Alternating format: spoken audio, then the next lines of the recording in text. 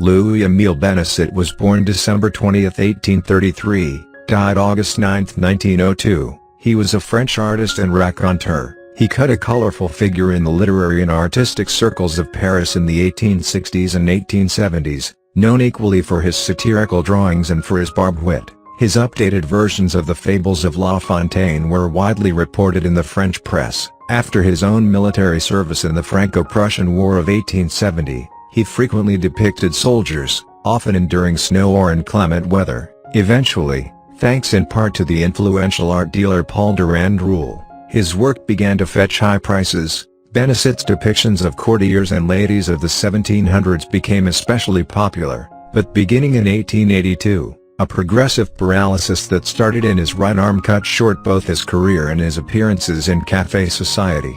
Though by at least one account he learned to paint using his left hand, the last 12 years of his life were spent in relative seclusion away from Paris.